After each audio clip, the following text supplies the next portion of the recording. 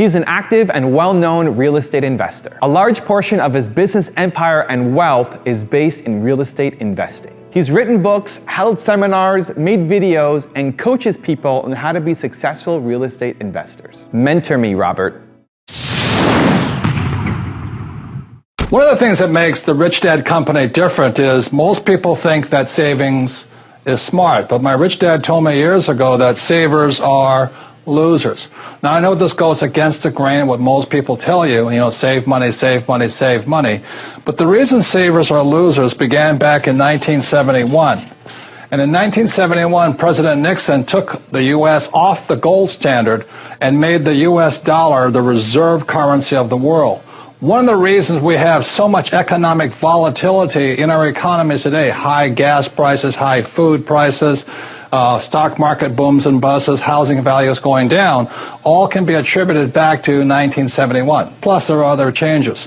So what makes the Rich Dad Company different is that we do not really subscribe to the idea of being a saver. We think it's more important you learn to be an investor. Like if you had invested in oil 10 years ago, you'd be a rich person today, even though savers are losers. If you invested in gold 10 years ago, you would have been a lot better off. If you had invested in rental real estate 10 years ago, you would have been way ahead of the savers. So if you want to get ahead, you need to not be a saver, but learn to be an entrepreneur or an investor. So there's 4 great advantages to real estate as an investment. Number 1 is you have income every month, which means you can soon quit your job if you want to.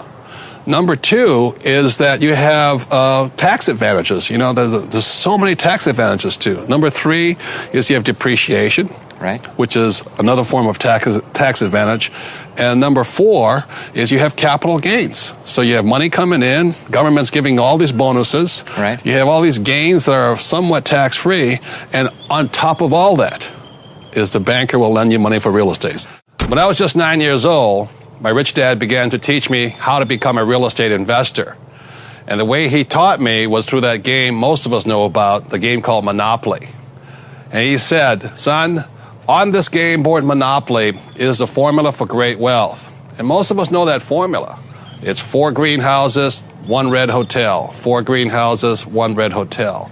And that's how my real estate investment career began, with that simple education and lessons from my rich dad. And that is why I was able to retire in 1994 at a relatively young age of 47 because of the simple investment steps my rich dad taught me. In any market, markets move up, markets move down, and markets move sideways. They're called trends. So what you want to look for is the area, hopefully, that's moving up. Would you agree with that? Totally, yes. Like we always talked about, there's some cities where people are moving out of. They're in decline. Right, and people are moving into. Right. And generally, where would you rather invest? Well, obviously, where people are moving into. But the interesting thing is, unlike the stock market, where it's very difficult to know which markets are going to go up and which areas of that market are going to go down, with real estate, you can follow the trends because they're so slow to evolve. A city that's had high growth in one year is likely to have had high growth the year before and will have high growth the following year, and similarly those with slow growth. So it's very easy to figure out which cities and which suburbs within cities and which clusters of streets within suburbs are likely to do well in the future just by watching the past. And you don't get that luxury with many other markets. They're far more fickle and volatile. Right. So in any market, any investment, you have to watch the trends. There's always 3 trends, up, down, and sideways. Another way people become very successful in choosing the area first is sometimes you look for an area that's been down for years, and suddenly it comes back to life again. Those are really good, aren't they? They're great, and the trick is finding when it's at the bottom, because then it's about to take off. And the prices are really low. Prices are low. Most people make the mistake of buying when it's at the top. They think, wow, this is going really well, and they buy at that peak, and then the only way to go along is sideways or down again. Right. And if you're just starting out, let me give you one more tip that I learned the hard way. My first investment property I bought on another island in the island from Hawaii. So I had a problem in this piece of property. It meant I had to catch a plane, fly there, rent a car, and go check my property. And so this problem persisted for a while, and so for 2 days a week, I was getting on a plane, flying to another island, renting a car, look at this property.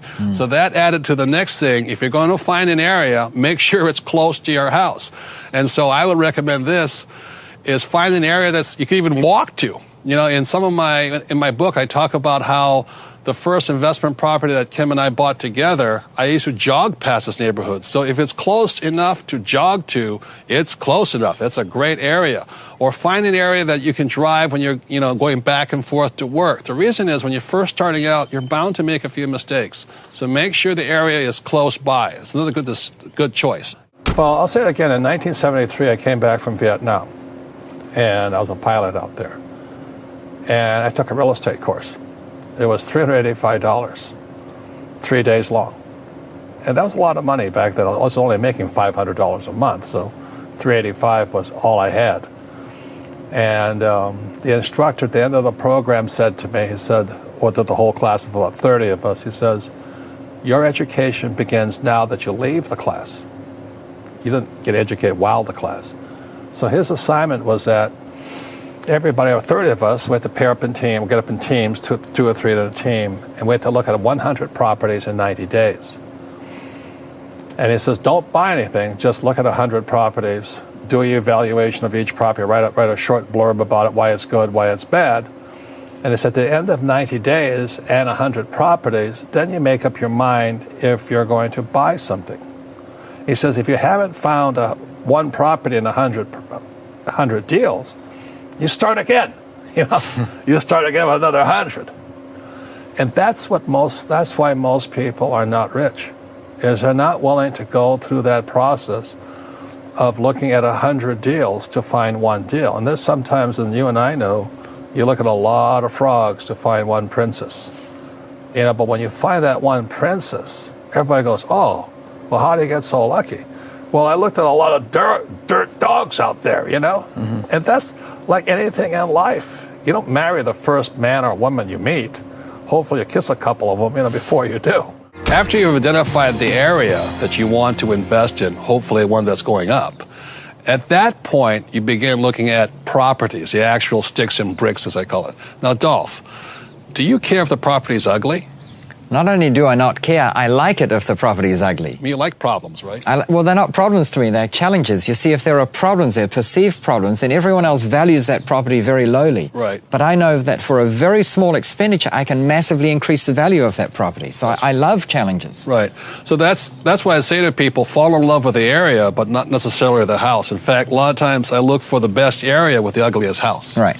And only at that point do I start looking at multiple properties. I don't want to get attached to any one. Is that correct? Correct. And you have to look at a lot of properties. People make the mistake of looking at 2 or 3 and trying to make a decision. You've got to look at dozens and dozens, and all of a sudden one will pop out as being spectacular. Yeah, sometimes you walk into a property that's not even listed just because you're looking around the area. Right. It might be for sale by owner or something like that, or people hear that you're looking to say, well, actually, my cousin's got one for sale. I wonder what he wants for it. Right. So after you find this area, you become this expert, and once you become this expert, let's say you're jogging or riding your bike around, and everybody knows you're looking for investments, suddenly people start giving you all these great deals and these properties. So that's the next step. After you've identified the area, then you start looking for the properties, and oftentimes I don't really care if they're bad. In fact, some of them can be too bad or too broken, but you're looking for problems sometimes, or sometimes they don't have to be a problem. It's just great deals. One of the most famous ways people use options is a down payment. So let's say I'm going to buy a house for, let's say, $100,000, and I go and I put $10,000 down. Some people call this a down payment, but what this $10,000 means to, and then the bank gives me $90,000. Going to use the banker's money to get rich. The reason I look at this as an option more than anything else is because if the price goes to $120,000, I now have the option to sell it for a higher price. The risk is if it goes down, then I can get in trouble. And that's true with any kind of option. So that's one of the ways that options are used in real estate. And again, for me, from my perspective on it, a real estate down payment is an option to either buy this property later on or refinance it, and the beauty of real estate is this: if the price of this property goes up, the bank still only gets $90,000. Let's say it goes to $150,000, you get the $50,000, but the bank still gets the $90,000. That's why I absolutely love real estate, and I love the idea of options in it. Another way an option can be used is you can go up to a seller, or somebody has a house, and say, look, in 3 years, I want to buy your house for $10,000 or something like, $10,000 more than you owe right now, and here's my paper, but just give me the first right to buy it. And you generally have to give them something like $1,000 for that right, for that option. That's another way it's used.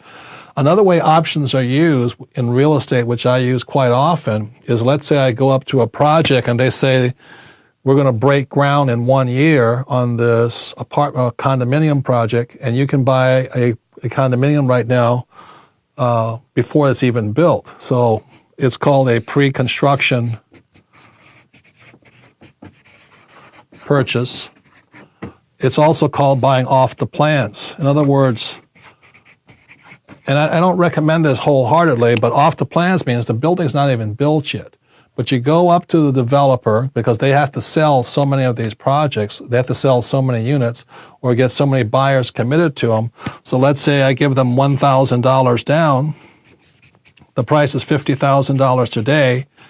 And 3 years from now, when the project is completed, the project's worth $150,000. At that point, I don't have to buy the project. I don't have to finance this $150,000. What I can do is just basically sell my position, my option, to somebody else for the $100,000, and they can buy the property also. So I do all these types of options in real estate, and even at right now, I'm buying 6 units off the plans. The buildings aren't even built yet, but I'm putting an option down, and in 3 years, hopefully, and this is called speculation, not investing, because I'm speculating the price will go up. The option just assures me there's a certain price today, and I'm betting that the price will be higher in the future. So these are the types of ways options are used in real estate also.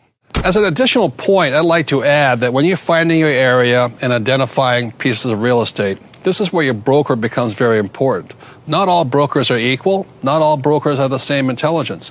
As you're going through the area and looking at different properties, you'll soon find out the brokers you like and brokers who like you, right? Right. And then also, not all brokers work with investors. Most of them work with home buyers, especially the first time. So there's, the kitchen's important. How pretty is the paint and all that. Well, we don't care about that. So on top of finding the right broker, you have to find one that understands you, and hopefully is an investor himself or herself. Right. Most brokers that understand you, that have the same mentality, are investors. And don't ever be put off by a broker who is an investor. Don't think, well, if there's any good deal that comes along, he'll take it for himself.